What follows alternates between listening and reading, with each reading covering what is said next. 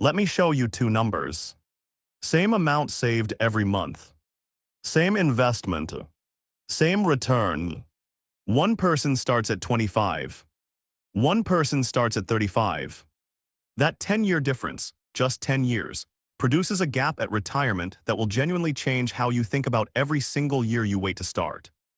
Person A starts saving $300 per month at age 25. They invested in a basic index fund averaging 8% annual return. They do this consistently until age 65. 40 years of $300 per month. Person B starts saving $300 per month at age 35. Same index fund. Same 8% return. Same consistency. They do it until age 65. 30 years of $300 per month. Person A ends up with approximately $1,006,000 at retirement. Person B ends up with approximately $440,000. Same $300 per month. Same investment. Same discipline. 10 years difference in start date. $566,000 difference in outcome. And here is the part that should really land. Person A contributed $144,000 total over 40 years. Person B contributed $108,000 total over 30 years. Person A put in only $36,000 more in actual contributions, yet ended up with $566,000 more.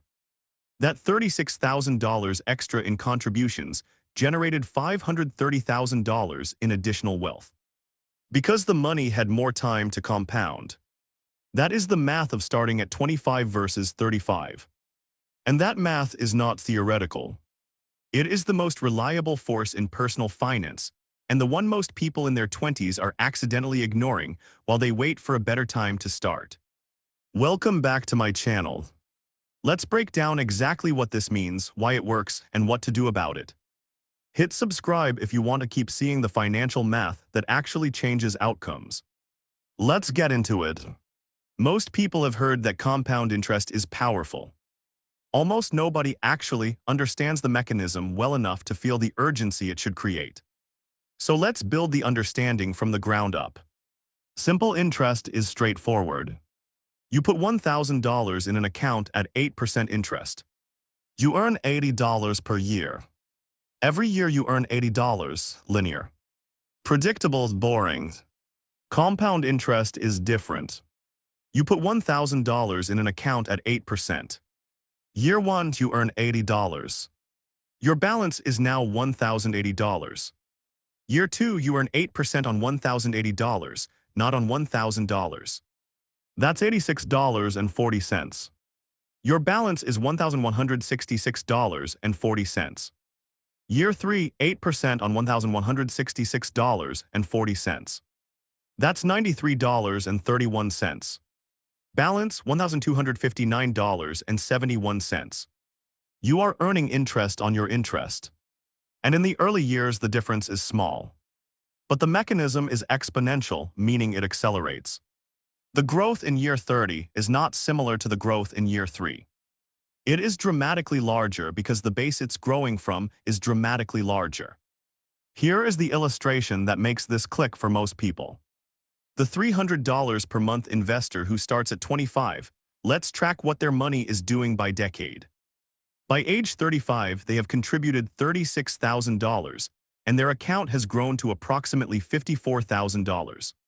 Solid but not dramatic. By age 45, they have contributed $72,000, and their account has grown to approximately $175,000. The compounding is becoming visible. By age 55, they have contributed $108,000, and their account is worth approximately $437,000. Now the gap between contributions and balance is significant. By age 65, they have contributed $144,000, and their account is worth approximately $1,006,000. They contributed $144,000. They ended up with $1,006,000. The difference, $862,000, is pure compounding. Money that grew not because they saved it, but because their money was earning money for 40 years. The person who started at 35 never got those first 10 years of compounding. And the first 10 years are not the most valuable years in terms of dollar growth. But they are the most valuable years in terms of establishing the base that everything else compounds on top of. The tree planted at 25 is 10 years larger when the planting at 35 tree gets started. It never catches up despite identical care because it never closes the head start. Let's make this even more concrete by looking at what specifically the 10-year delay costs in multiple scenarios, because $300 per month is one example, and the pattern holds across all savings levels. At $200 per month, starting at 25, $670,000 at 65. Starting at 35, $293,000. Difference, $377,000. At $500 per month, starting at 25, $1,677,000 at 65. Starting at 35, $733,000. Difference, $944,000. At $1,000 per month, starting at 25, $3,354,000 at 65. Starting at 35, $1,466,000. Difference, $1,888,000. The pattern is consistent. At every savings level, the 10-year delay roughly cuts the final outcome in half. Starting at 35 instead of 25 costs you approximately 56% of your potential retirement wealth. More than half gone. Not because you stopped saving or invested badly or made poor financial decisions. Just because you started 10 years later. Now HR is what makes this particularly relevant to the actual financial lives of people in their mid-20s. The typical justification for delaying saving is that income is lower in the mid-20s than it will be later. The logic is, I'll start saving properly when I'm making more money. It will be easier then. The amounts will be bigger. It will matter more. This logic sounds completely reasonable. And it is completely wrong. The $300 per month saved at 25 is worth dramatically more than $600 per month saved starting at 35. Even though the person saving $600 at 35 is putting in double the monthly amount. Let's run that exact comparison. $300 per month from 25 to 65, approximately $1,006,000. $600 per month from 35 to 65, approximately $880,000. The person saving half as much for 10 more years ends up with $126,000 more. Starting earlier at half, the contribution amount beats starting later at double the contribution amount. This completely dismantles the wait until I can save more strategy. You cannot out-contribute a 10-year head start. The math will not allow it. Let's be honest about why people actually delay saving in their 20s. Because it's not irresponsibility. It's not financial ignorance in most cases. There are real and legitimate financial pressures that make saving at 25 genuinely difficult for a significant portion of people. Student loans are the first one. The average student loan borrower graduates with $38,000 in federal debt. Monthly payments on that balance run $380 to $450 per month. For someone earning $45,000 per year and taking home $3,200 per month, those loan payments represent nearly 14% of take-home pay before housing, food, or transportation is funded. The mathematical space for saving is genuinely compressed. Housing costs are the second one. The median rent for a one-bedroom apartment in most mid-size American cities runs $1,200 to $1,800 per month. For someone early in their career, that often represents 40 to 55% of take-home pay. Again, the mathematical margin is real and tight. Entry-level wages haven't kept pace with the cost structure of early adult life. Starting salaries in many fields have not grown proportionally with housing, healthcare, and education costs over the last 20 years. The person at 25 today is navigating a more financially compressed starting position than the person at 25 in 2000 or 1990. All of this is real. None of it changes the compounding math. And that is the uncomfortable tension at the center of this conversation. The structural financial pressures on people in their 20s are real and legitimate. And the cost of not saving in your 20s is also real and enormous. Both things are true simultaneously. The resolution is not to pretend the pressures don't exist. The resolution is to find the minimum viable savings amount, whatever is actually possible given the real financial constraints, and start with that. Not the ideal amount, the possible amount. Because here is the thing most people don't realize. At 8% annual return, even $50 per month, started at 25 grows to approximately $167,000 by 65. That is $24,000 in contributions that grew to $167,000. $50 per month. The amount that feels too small to bother with is worth $167,000 over 40 years. The amount that starts the compounding clock matters far less than the fact of starting it. Now let's get specific about where the money should go, because not all savings vehicles are equal, and the account choice at 25 has meaningful long-term implications. The Roth IRA is the single most powerful savings account available to most people in their 20s, and it is most powerful specifically when you're young and relatively low income. Here is why. Roth contributions go in after tax. They grow completely tax-free. And withdrawals in retirement are completely tax-free. Zero taxes on the growth. At 25, most people are in the 22% or lower federal tax bracket. That is the rate at which you pay taxes on the Roth contribution.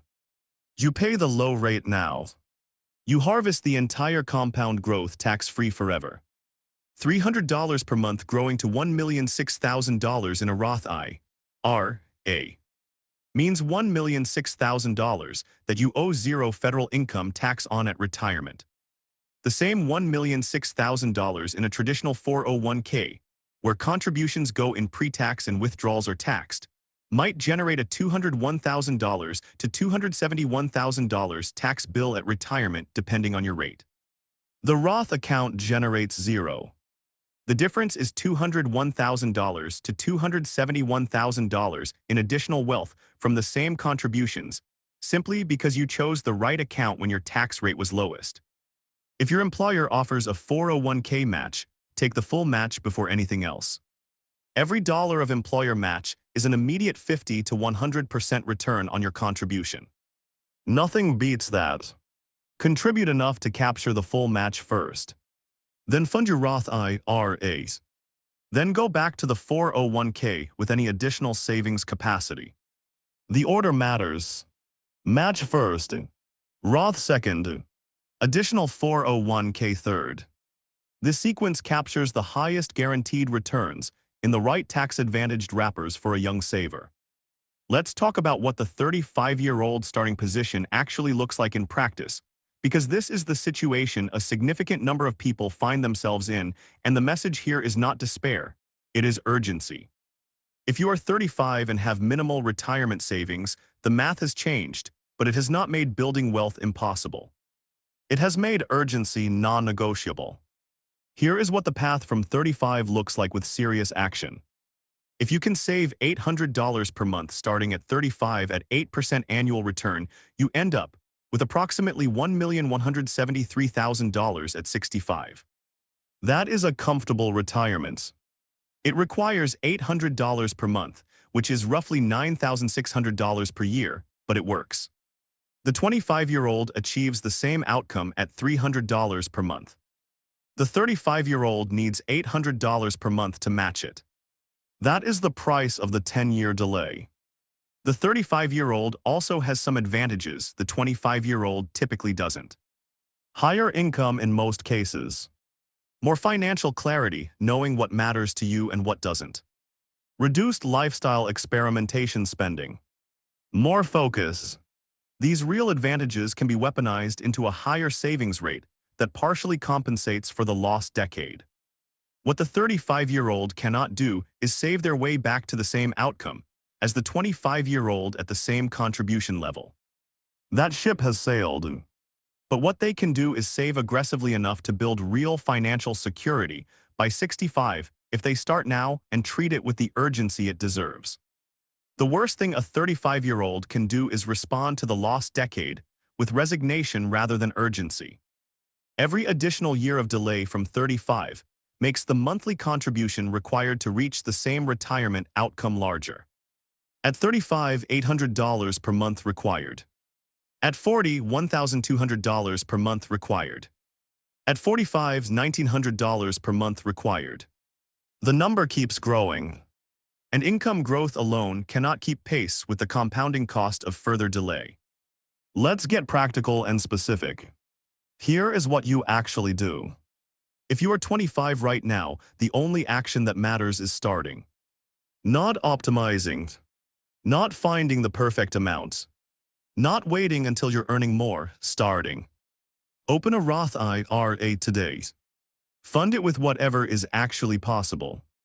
$50 per month. $100 per month. $200 per month. Whatever the budget genuinely allows. The amount matters less than the fact of starting because the compounding clock only runs when it's started.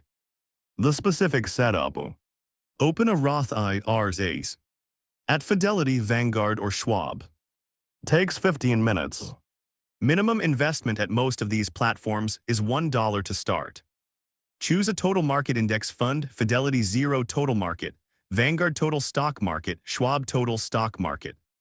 Set up an automatic monthly contribution. Any amount. Start today. Then set a calendar reminder for 6 months from now to increase the contribution by whatever you can manage. Even $25 more per month. Then 6 months after that, increase again. The habit of increasing contributions gradually is almost as important as the initial start.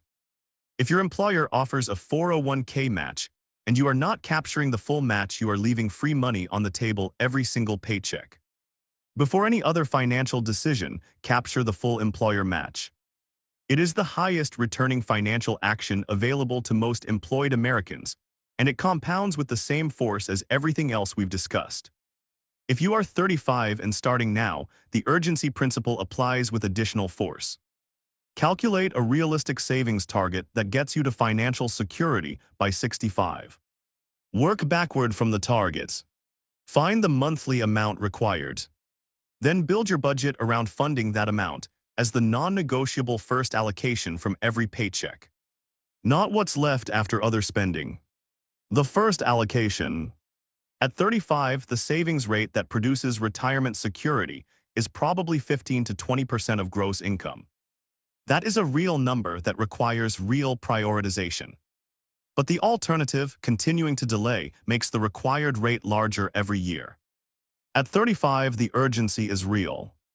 The opportunity is still significant. And the cost of further delay is fully calculable and genuinely alarming. Here is the full picture. Starting at 25 versus 35 is not a minor timing difference. It is the single most financially consequential decision one can make in his or her life. Most people don't realize they're making it. The decision to wait is made passively, gradually, through a series of reasonable feeling justifications. The cost of that decision shows up decades later as a $500,000 gap in retirement accounts. The mechanism is compounding. The force is time. The action is starting. Not optimizing. Not saving the perfect amount. Starting with whatever is actually possible. Because $50 per month compounding for 40 years is worth $167,000. And $167,000 is worth more than zero regardless of how modest the contribution felt when it started. If you are 25, start today. The amount is almost irrelevant. The timing is everything. If you are 35, start today with urgency and a real number. The lost decade is gone. The next 30 years are not. And what you do with them is entirely determined by what you decide right now. The people who end up financially comfortable at 65 are not the ones who earn the most. They are the ones who started the compounding clock earliest and kept it running. That is the entire story. Everything else is detail. Drop a like if this changed how you think about the years you have right now. Subscribe if you want to keep seeing the financial math that actually changes outcomes.